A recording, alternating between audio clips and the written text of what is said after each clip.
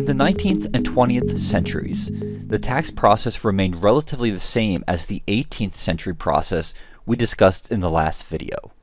Now, our 19th and 20th century tax records are primarily limited to county assessments, but like we discussed, the assessments are often the most detailed tax records because they include names, taxable property, along with property value. But if you compare the 18th century tax assessments with those in the 19th and 20th centuries, you may be surprised to learn that the late 18th and early 19th century assessments are typically the most detailed.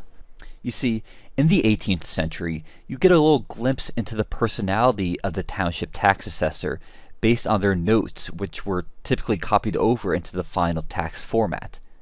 This practice continued into the early 19th century. Check out some of these tax assessments. In 1799, the Charlestown tax assessor wanted to avoid any confusion, so he clearly noted that John Adams, the taxpayer, was not in fact the President of the United States.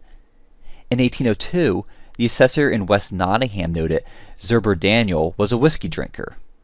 Henry McLean, for some reason, was noted as being, quote-unquote, perhaps dirty in 1805.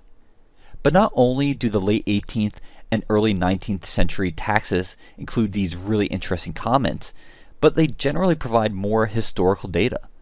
Look at the 1826 assessment for Salisbury Township as an example. It's really detailed. The assessor specifically noted the individual buildings on the property as well as the type of material they were made from. Look at James Miller's property containing 75 acres. Miller had a stone house and kitchen, a stone barn, and a log tenant house. Now, this property is really interesting. Check out all the layers of information here. We know Isaac Mason originally rented 114 acres from Jesse Evans. Because Mason occupied the property, he was considered the landholder, and therefore he was responsible for the taxes. His property included a stone house, a stone and frame barn, a stone milk house, and a frame wagon house. Because Mason's name is crossed out, we know he occupied the property when the assessor originally made his rounds, but by the time the collector came back around, Mason no longer occupied the land and Robert Park was the new landholder. This 1826 tax assessment for Salisbury also includes occupations. Thomas Cloud was a miller. Joseph Cloud was a merchant miller. Evan Cooper operated a store. William Davis was a doctor, and Gershom Chamberlain was a tanner. Now sure, this specific assessment is uniquely detailed, but generally speaking, late 18th and early 19th century assessments include a lot of similar information. Around the 1830s, however, the county started using printed tax assessment forms, meaning recording the tax information became quicker and more standardized, which is a good thing for a complex process like taxation. These new, mass-produced forms likely streamline the tax process, but for research purposes, the information is less detailed. That last assessment from 1826 had so much good historical data, but check out this one from 1834. This year, you don't see what type of buildings were assessed, or what the individual's specific occupation was. You just see the value of the buildings and the value of the occupation.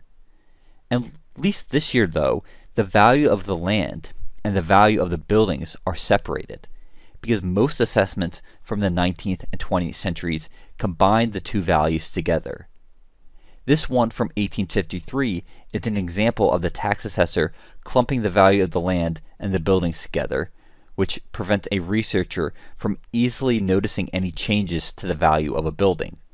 So yes, the older 18th century and early 19th century tax assessments are actually more detailed and insightful. But there are also two features unique to 19th century taxes. First, from 1810 into the 1830s, the names of poor school children may appear at the end of the township tax list. In 1809, the Pennsylvania General Assembly passed a law requiring the township tax assessors to record the names of children between the ages of 5 and 12 whose parents were unable to pay for their kids' education. Once approved by the county, these children were then entitled to free schooling at the county's expense. Pennsylvania passed the public education law in 1834, making this practice of documenting poor school children unnecessary. Secondly, before 1809, African American men were excluded from the inmate and freeman categories, meaning only black landholders appeared in the tax records before 1809. In that year, Pennsylvania introduced a dog tax to compensate shepherds who had sheep killed or wounded by dogs. The following year, in 1810, free black men were included in the inmate and freeman categories, but they still did not pay a head tax. They were just included in these categories as a way to collect this new dog tax.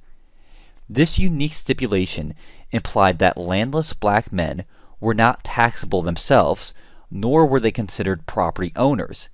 This kept them disenfranchised in Pennsylvania, which reserved voting rights on the basis of taxable status and property ownership. In fact, free black men in Chester County did not pay a head tax until well into the mid-19th century. Now, there are a lot of inconsistencies with African Americans in historic tax records, but the main point here is the introduction of the 1809 dog tax makes tracing free black men a bit easier in our tax records.